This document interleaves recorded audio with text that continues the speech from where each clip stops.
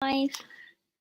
Hello everyone and welcome back. The time is 11:20 on Monday the 13th of April 2020. It's Easter Bank Holiday Monday and it's wonderful to be here for the Prince of Wales Virtual School.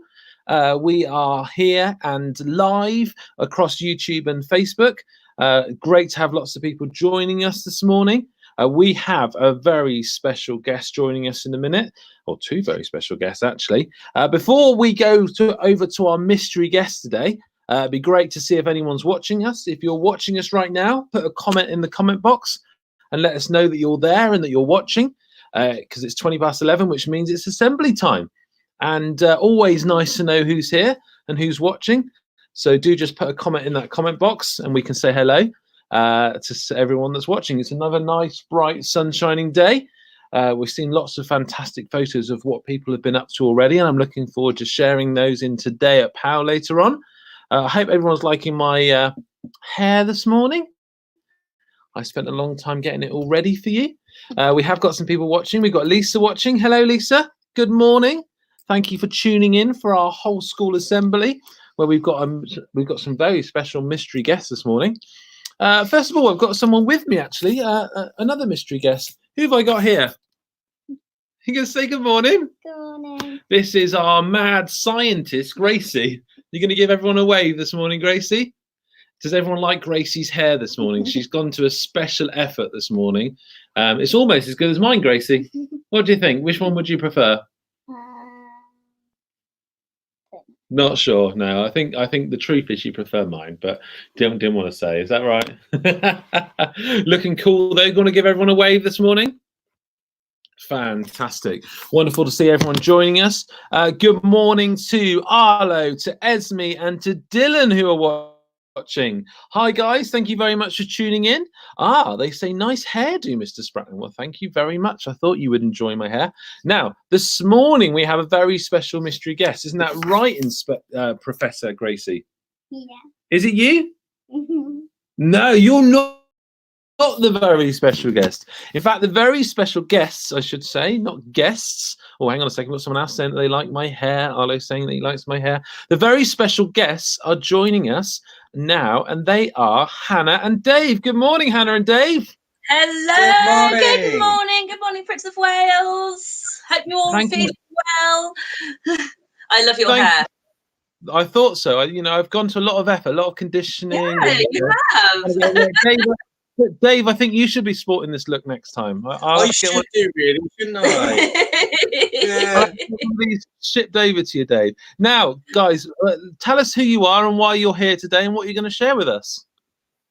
Well, we are Hannah and Dave from Wildlife, and we thought that you might quite like to meet some of our fantastic pets and creatures that we like to go around and show everybody and introduce and learn a little bit about. So we have our first animal here, who is a lovely royal python called Effie. See if I can get her head round to do that. Oh, come on, Effie. Wow. There she is. Well, she's a bit wiggly this morning. She's just woken up. So here we go. There she is for everybody to see. There we go.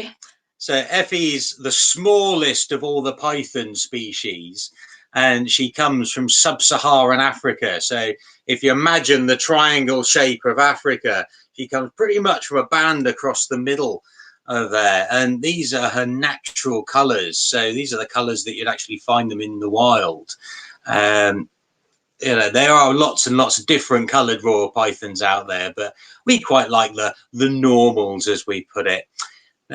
They get their name royal python because a lot of the tribal rulers in that area actually wear them as jewelry, and you'll see them sporting them around their wrists while they're still alive, and they'll curl up there quite happily all day. They're also known as ball pythons around the world because they like nothing better than to curl up in a ball and do absolutely nothing. They're very lazy. Yeah. In fact, Effie has two hides in her enclosure, and they're known as rocks that eat occasionally in the reptile keeping hobby, as they'll either be under one rock or the other rock. Bless them. They don't do an awful lot. How long is she, Jasper? Well, she's approximately about 3.5 feet long. So I'll see if I can stretch her out a little bit for you. So I have her head just, well, there she is. I have her head just here. And there we go. There we go. That is how long she is. And she won't grow any bigger than this at all. She is fully grown now. So they are the smallest of the python species, with the largest one being the reticulated python, which can get to how big? About 25 feet long. 25 foot long. So that is an enormous snake. Professor Gracie had a question here. What was your question? How heavy is she? How heavy is she? Gosh, well, she is last weigh-in, because we weigh them every couple of weeks to make sure that they're nice and healthy. And her last weigh-in was about 1,216 grams. That's it, 1,216 grams. Ah. Yes, so you'll have to. She is absolutely beautiful. Now, these guys have a wonderful, you might not be able to see, but they have a beautiful sheen all over their skin there. And that just shows how healthy they are. And they get that sheen from the oils in the animals which they eat. So these are carnivores, and they are hunters, and they're constrictors. So they will squeeze their prey and grab hold of it with these razor sharp. There's 100 rear-facing teeth in there. And what she'll do is she'll ambush and grab hold of her prey and wrap the coils all the way around and squeeze really, really tightly and turn you into a little bit of a sausage, which doesn't sound very tasty, but they absolutely love rats. And I can't imagine. Oh, does she bite? No, she doesn't. She could do if she wanted to, but she is very, very docile and very tame. And royal pythons are known to be non-biters, really. They prefer to curl themselves up into a ball and pretend all the danger's gone away. She's very docile. She's lovely.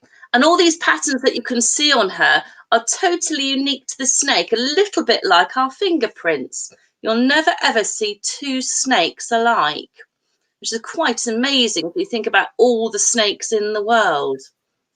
There we go. And she's a little bit of a chunky monkey because she ate, last week she had a feed. She did, yes. She had a lovely big rat, about that sort of size, from the nose to their bottom, not including their tail. So quite a lot of rat for a snake of her size. In fact, a snake can eat something up to 1.5 times the size of the fattest part of its body. So you imagine Effie here, she's quite chunky. She could probably eat something up to the size of a small guinea pig, which sounds a little bit gruesome, but don't worry, we don't ever feed her guinea pigs. We like them. We've got some as pets ourselves. So how do you think she can eat a guinea pig with that teeny, teeny, tiny head of theirs? Has anybody got any ideas? Do you think, Professor? What do you think? What do you think? Open their mouth really, really wide. You're quite right. They do. Their skin is like elastic, and their jaws are separated into 3 parts.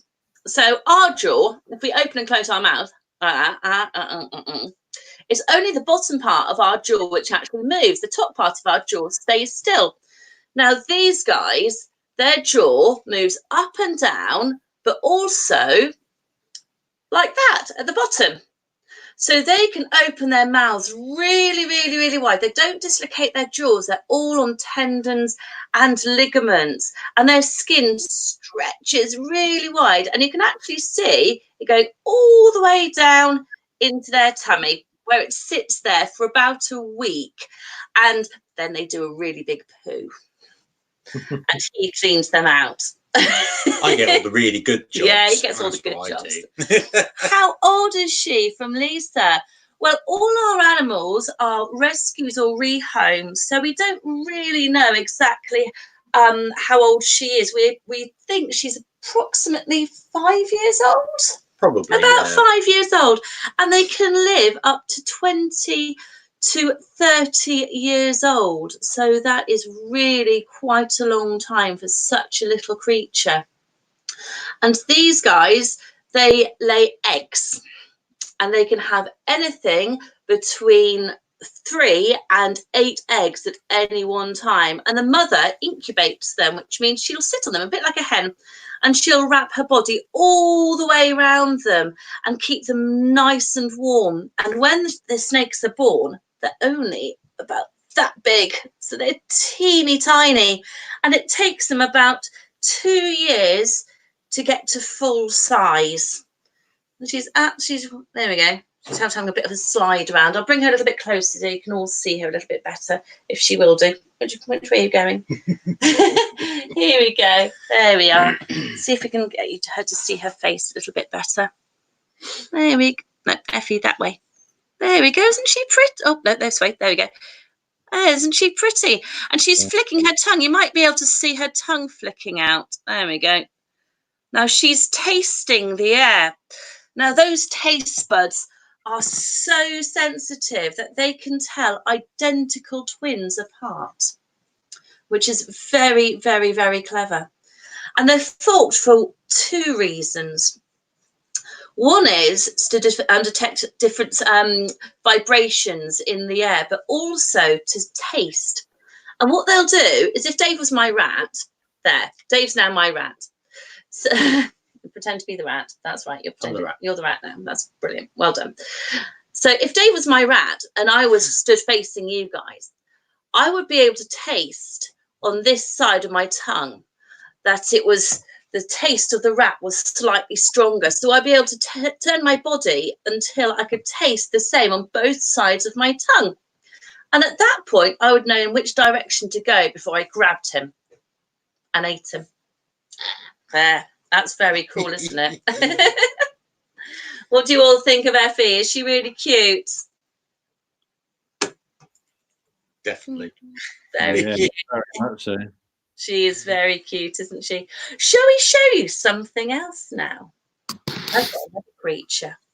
There we go. Let's put you back in, Effie. So this here, don't tell Effie, but she's one of my favourites.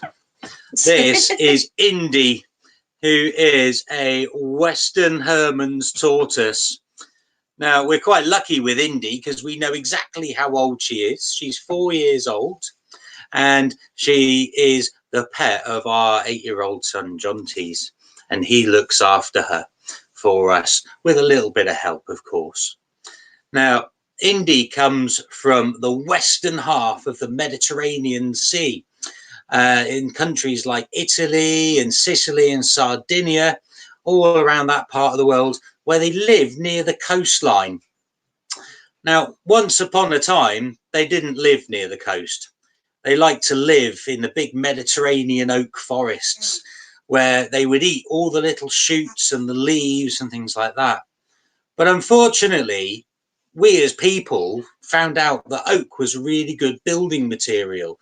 So we went round and we chopped down a lot of the trees, not us personally, obviously, but we chopped a lot of the trees down to make our furniture and our buildings and all those sorts of things, which meant these little guys had to move off somewhere else.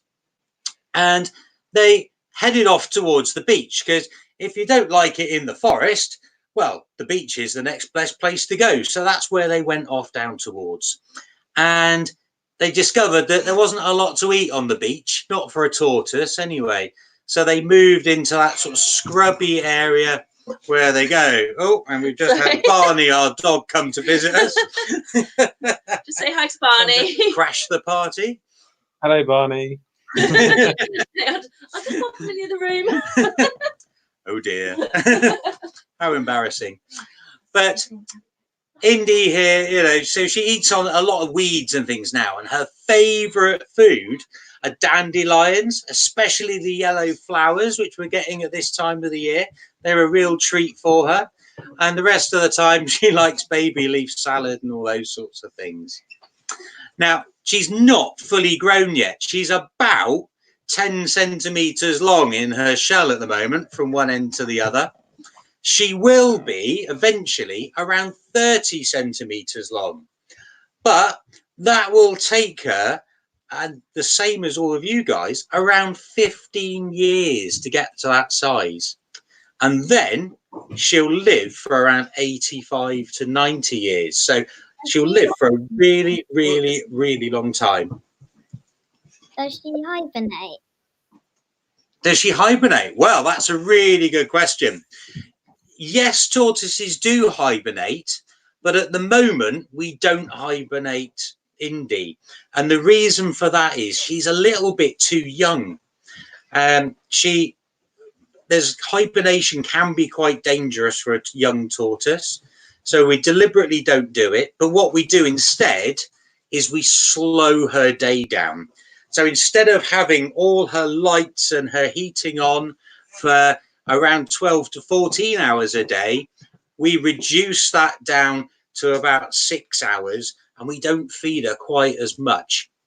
But now, of course, she's out and she's back up and she's running at sort of full speed again. So she's got her lights and her heat on all the time for her. And every now and again, she does pop out into the garden for a little walk around and have a little explore out there. But we've got to keep a really good eye on her. And the reason for that is not just because of her size. One thing that she's very, very good at is escaping. She's a fantastic climber. She can climb over a fence without any problems at all. She's a brilliant digger. In fact, she can dig a hole probably around 1 meter deep if you give her long enough. And she can walk about 5 miles in one day. So it's quite a long way for a little tortoise to walk. If you imagine from your school, that's all the way across Dorchester and out the other side a little bit. So it's a long, long way for her to go. So they do go missing very quickly. But she is a lovely little creature, and she's just got some nice lettuce brought into her from John T, so that she can have a little snack. There's his thumb there, while she has a little rest. So she is lovely. We do like her quite a lot. There we There go. we go. Who else, She's amazing. else shall we show you now? Oh, let me have a look.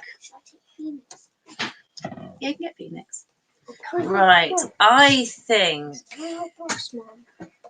this is Freya. Oh, come on, Freya. Here we go. Good girl. Okay, hold it. Now, Freya is a beautiful little, oh, she's just licked me. Beautiful little leopard gecko there. I'm not sure if you can just see her. There we go. There we go. Can you just see her there? Wow, she's beautiful. She's stunning, isn't she? And if I just turn her around there, you'll be able to see, oop, she's a bit wiggly again. There you go. Really big, fat tail there. Now, these are desert dwellers. And that big, fat tail is basically where they store fat, a bit like a camel on their humps. And the reason why they do that is where they live, they don't necessarily know when they're going to get their next meal from. So what they'll do is they will store all of the nutrients from the animals which they eat in that tail. And in times where they don't have much food, then they will be able to absorb it. A little bit like a camel and the camel's hump there. Now, these are insectivores, so you've probably heard of carnivore, herbivore, omnivore, but in that there's so many different classifications. And she is an insectivore, so she only eats insects.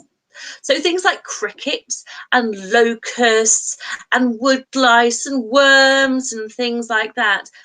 Now, you might be able to see that, unfortunately, she has a little bit of a, no, you might not be able to see it, but she has a little bit of a poorly eye. And unfortunately, when we first got hold of her, she hadn't been really well looked after. So she's got a few toes missing on her feet. And she also has a poorly eye, which means we basically have to hand feed her now so she can see her food. Now, there's lots of different types of species of gecko, and they can all drop their tails, so if they're startled or scared.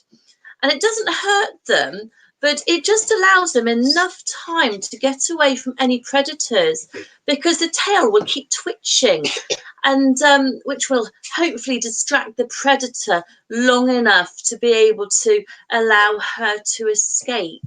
It's very, very clever. And these are found all over. Where are they found? These are found through the southern areas of Asia, right the way through Afghanistan down into northern India. So they're quite widespread little creatures. Now, a little bit of a freaky fact about these guys is when they shed in one go. And literally, they will peel their skin off and then eat it. Ooh. That's pretty horrible. How many spots has she got on her skin? How many spots has she got? Wow, that's a very, very good question. You know, I haven't counted that. I haven't counted them. I would guess well over 100 though, because she is, you can't really see in this light, unfortunately, but she is pretty spotty dotty. Now, her skin is slightly texturized and it's slightly raised. Now, the reason for that is not just camouflage, but also, again, where they live, it's very arid, so there's not many areas where they can get water. So they collect the morning dew on their skin, and it just allows, the bumps allow it to roll down into their mouth from their nose, which is very, very clever, isn't it? And these types of gecko can also blink. Now, we have another gecko. So, have we ever got Charlie? No, Charlie's upstairs. Oh, I'll go get Charlie. I will go get Charlie in a second, so you can, or you can get Charlie, will you? Where's they? Oh, I'll come and help you. And I will show you another gecko in a minute, which can't blink. So this is a terrestrial gecko. She lives on the ground, and I'm going to go in a minute, show you an arboreal gecko. But I think we have another creature for you. Yeah. There we go. Leo, did you bring Yeah. Oh, Leo's brought Phoenix down. Mom, do you want to bring Phoenix through? Our son is just going to go and get his dragon for us. Oh, fantastic. Hannah and Dave. Here we go. Here we go. Hannah and Dave, when did you start keeping these types of animals? Where does your love of animals, when did it begin? Well, I'm to blame, really. I moved to Dorset when I was 4 years old, and one of my earliest memories is my grandparents' house in Frampton, and they had this beautiful garden with an enormous pond in it, and finding newts and slow worms and everything else like that. And then I discovered David Attenborough. So watched all of his programs, and as many as I can possibly see or possibly watch, and then from there it was just a bit of a spiral, wasn't it? It was, yeah. And my passion basically came because I agreed to have a pet snake. And from one pet snake turned into a few pet snakes, which turned into lizards. And unfortunately, with reptile keeping, we don't necessarily refer to them as a selection of pets. We refer to them as a collection.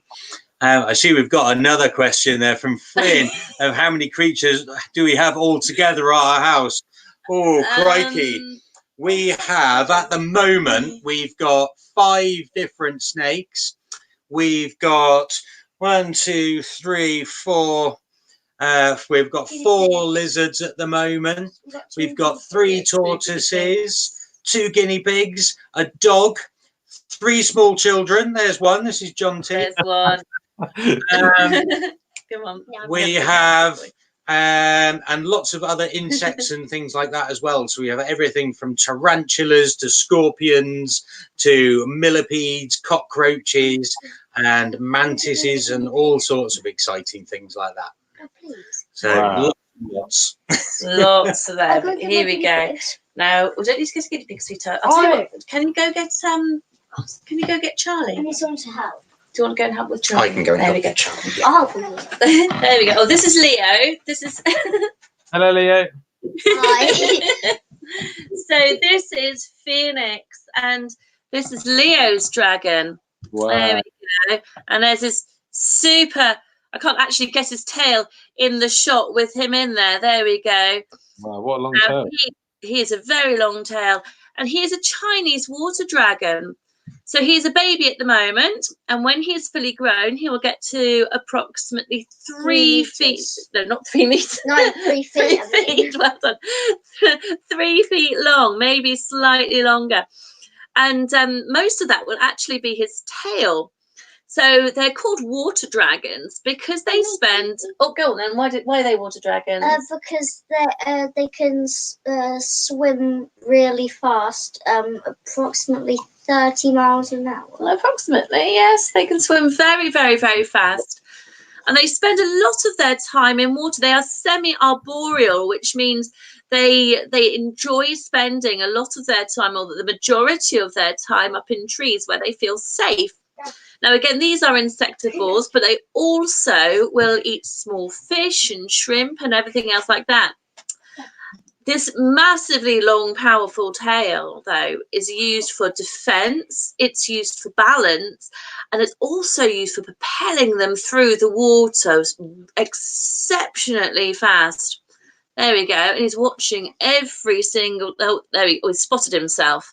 Now, they have How long have you had him? How long? Oh, sorry, hello? How long have you had him for? Oh, we've had him about a year now, haven't we? Yeah, we've had him about a year now. And they are lovely creatures, very, very, very docile. Very docile. And they can also jump exceptionally well. They very well. They jump from tree to tree to escape predators and also hunt for their food. Now, their skin is very, very slightly, what's what I'm looking for? Almost like waxy, really, underneath them. And the reason for that is they are literally a sealed unit. Their ears are sealed as well. They can hear very, very well through vibrations. But that's to allow them to be able to push through the water very quickly and also be able to regulate their temperature. Because reptiles, they are cold-blooded, which doesn't mean to say that their blood is cold. So it is not cold as you think of cold. It means that it has no temperature whatsoever. So what they do is they have to be able to regulate their temperature. So that's why you see them out basking in the sunshine. Because if they aren't a correct temperature, that means that they aren't able to digest their food. And unfortunately, because of that, if they don't digest their food properly, unfortunately, they might become very, very poorly. So that is our little Phoenix there, and I think he's going to go spend some time in the bath now, isn't he? Probably. There we go. We give our animals lots of enrichment, you see, so they come out very regularly. And being a water dragon, he's got a really big vivarium upstairs which he lives in. But also he likes to go and have a swim in our bathtub. So that's going to be your job now, isn't it? Yeah. There we go. Off you go, little Leo. Bye-bye. Thank you. Bye-bye. Bye. Here we go. And now you might remember. Oops. There we go. Jonty is back with Charlie. Now you might remember the other little gecko that we showed you, which is Freya. And this is Charlie. And Charlie is a crested gecko. There we go. As you can see, he's perfectly happily sat on my hand at the moment. He's actually looking at the screen and looking at everybody, which means arboreal means that he spends a lot of his time, or all of his time, should I say, up in the treetops, and he lives up in the understory, and up in the tops of the jungles, climbing through and jumping through. Or does he whip his tail a lot from Jasper? Does Phoenix whip his tail, or does Charlie whip his tail? Phoenix doesn't whip his tail much anymore, and Charlie uses his tail a bit like a fifth leg to be able to grasp on here. Now, you might be able to see in a minute Charlie do his party trick. And his partner, he might not. Now, if you put your hand there, John T. There. As I was saying, he's arboreal, and he spends a lot of his time jumping through. I don't know if he's going to do it. Yeah. Jumping through the trees. There we go. Did you see him jump? Wow. Jumping through the trees to be able to find his food and also escape predators. Now, a little bit like Spider-Man here, he has little tiny hairs called setae on his feet, which allows him to be able to hold on to pretty much any surface. Oh! Okay. He jumped on the screen. Not sure what's happened there. Let's move you back over. Charlie just jumped onto the computer. Yeah. And his favourite food, so he'll eat berries, he will eat nectar, he will eat small insects, and he's got a very, very, very long tongue, so he can probe into flowers to get all the nutrients out of there. Now, this little gecko can also drop his tail, but they're a little bit more reluctant to, because unlike the geckos we showed you earlier, he doesn't grow his tail back, sadly. So they really, really don't like doing it. There we go. What do you all think of him? He's gorgeous, isn't he? He's fab. Very, very pretty. There we go. Now, let's put him back upstairs a second. I'll put Charlie back upstairs while you go and do this one. Excellent. Yeah, well, they say to never meddle in the affairs of dragons, because to them you are crunchy and taste good with ketchup. But we do like to play with dragons. You've just seen Phoenix. And this is our other little dragon, who's called Elliot. And Elliot's a bearded dragon. And he comes all the way from Central Australia, or at least he would do if he was wild. He was born. Oh, here's Andrew, who's our third little boy. Well, not so little. And he's Elliot's looker after. He likes to look after him and keep an eye on him. So Elliot here from Central Australia. He's fully grown now, and we're again lucky with Elliot. We know that he's 6 years old, and the reason that we know that is because he was rehomed to us from a previous family who unfortunately couldn't keep him anymore. So they'd had him from young, and we brought him up. Now, Elliot's a bit of a funny one, really. He actually has 3 eyes. He has his 2 normal eyes, his bright orange ones. If I come a bit closer and twiddle him round, you can see there. Wow. It's not very good on this camera, but very, very brightly oranged. And those eyes are better than ours. We have 3 colour receptors in our eyes that help us see all of the colours that we can see. Elliot actually has 4, which means he can see even more colours than us. And they actually say that in a rainbow, there's around 1 million different colours. We can only see 7. Elliot can see around 7,000 of them. So much, much better than ours. And then on the very top of his head, which you probably won't see, unfortunately, on camera, but he has a 3rd eye. And that eye is for detecting light and dark. And he uses that to tell when it's getting light in the morning, when it's getting dark at night, but also if there are any predators flying over the top. Because a thing that likes to eat these are big birds of prey. So if Elliot was to detect a shadow over the top of his head, he would realise it was there, get a bit scared, squish himself down into the sand, a bit like a pancake, and use this fantastic coloration on his body and texture on his body to hide himself away. But if that threat was a little bit closer, well, he needs to defend himself slightly differently. And what he does is he will swallow air. Now, if we as humans swallow air, we just end up burping, which isn't very good. But if these guys swallow air, they make themselves big and round and nice and fat and chunky, and they push all of these sharp spikes out to make themselves look big and sharp, spiky and scary. They might even open their mouths a little bit and show you their teeny tiny little teeth to make themselves look scary. And the other thing that they'll do is puff up this really big beard here, and they'll turn it jet black. It will be as black as my t-shirt, and that's a sure sign that they're really angry, really upset with you, and they don't want to play anymore. They can run really fast as well, and they'll run at about 9 miles an hour, which for a little lizard is quite fast.